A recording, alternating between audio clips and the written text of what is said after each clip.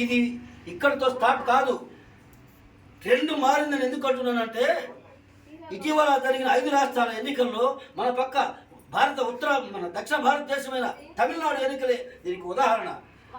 అక్కడ స్టాలిన్ వాళ్ళ తాత చరిత్రలు చెప్తూ, తండ్రుల చరిత్రలు చెప్తూ వాళ్ళే మేమేమో ఈ రాష్ట్రాన్ని పాలించే హక్కు ఉందని ఆయన విర్రవీగితే, అలాగే జయలలిత వారసులుగా వచ్చిన పళనిస్వామి వీళ్ళు విర్రవీగారు. ఒక పక్క మోడీని కలుపుకొని, బీజేపీని కలుపుకొని.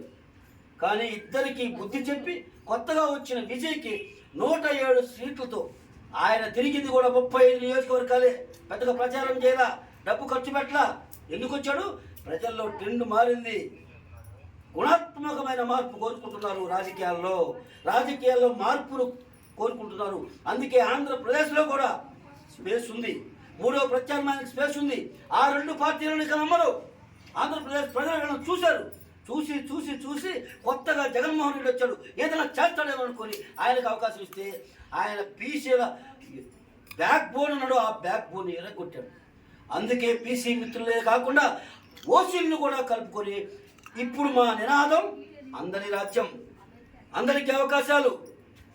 అదే మా బూఫస్, Bharatiya united forum of all sections అనేది. ఇది ఏ ఒక్కరిదో కాదు, అందరి రాజ్యం, అందరికీ అవకాశాలు. జనాభా తమాషా ప్రకారం నువ్వెంతుంటే నీకంతా, మేమెంతుంటే మాకంతా, ఎవరంతో వారికి అంతా. 100% రిజర్వేషన్లే. మేము అధికారంలో ఉన్నాం, మేము పాలకులం, మేము 3.5% ఉన్నా 40 మంది ఎమ్మెల్యేలు ఉంటా అంటే కుదరదు. కమ్మవారు 3.5% ఉన్నారు, వాళ్ళకి 7 మందో 8 మంది ఎమ్మెల్యేలు వస్తున్నారు. అందరికీ మీరు మిగతా మొత్తం మా బీసీ ఎస్సీ ఎస్టీలే. ఓసీలో ఉన్న పేదవాళ్ళే. రెడ్లు 4.5% ఉంటే 9 మంది 10 మంది ఎమ్మెల్యేలు. మీరు 41 42 ఉంటాం, 40 మంది ఎమ్మెల్యేలు ఉంటే ఒప్పుకునే ప్రసక్తే లేదు. మీరు ఆ 10 మంది, మిగతా వాళ్ళు మొత్తం మా బీసీ ఎస్సీ ఎస్టీలే. అందుకే అందరి రాజ్యం ఓసీలు కూడా కలుపుకున్నాం. ఆల్రెడీ 50 కులాలు మేము ఒక కూటమిగా ఏర్పాటు చేశాం. రేపు 13వ తారీఖు విజయవాడలోనే ఒక రౌండ్ టేబుల్ సమావేశం లాంటిది 150 మందితో అతిపెద్ద రాష్ట్ర స్థాయి అన్ని కులాల ప్రతినిధులతో నిర్వహించబోతున్నాం 13వ తారీఖు. ఆ తర్వాత మా ప్లాన్ ఆఫ్ యాక్షన్ ఏంటో, మా రూట్ మ్యాప్ ఏంటో ప్రజలందరికీ తెలియపరుస్తాం. రాజకీయంగా మార్పు వచ్చేసింది. ప్రజల్లో కూడా మైండ్ సెట్ మారింది. వారసత్వ రాజకీయాలకు చెల్లుచీటుగా నేనేదో మా నాన్నలు మా తాతలు నేతులు తాగారు, మా మూతులు వాసన చూడమంటే ఇప్పుడు ప్రజలు ఒప్పుకునే పరిస్థితులు లేరు. కొత్తగా వచ్చిన జనరేషన్ కూడా ఆలోచించడం మొదలుపెట్టింది. వాళ్ళు ఏదో వాళ్ళ పనిలో ఉన్నారు, కంప్యూటర్ ఉద్యోగాలు చేసుకుంటున్నారు, లేకపోతే ఇంకో పనిలో ఉన్నారు, డబ్బు సంపాదనలు.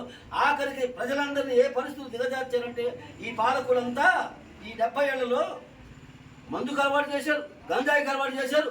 ఆఖరికి బ్రతుకు తెరువు పోరాడాల్సిన పరిస్థితి ఇచ్చారు.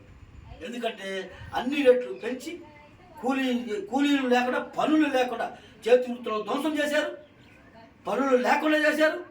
మేము ఇచ్చే దాన ధర్మంగా 1000, 2000, 5000, 4000 ఇస్తాం, భిక్ష పడేస్తాం, మీరు తిని సావండి, లేదా మేము ఇచ్చే డబ్బుల కోసం ఎదురు చూడండి. ఇదా పరిపాలన అంటే. అందుకే మేము 5 హామీలతో కూడా రేపు రాబోతున్నాం.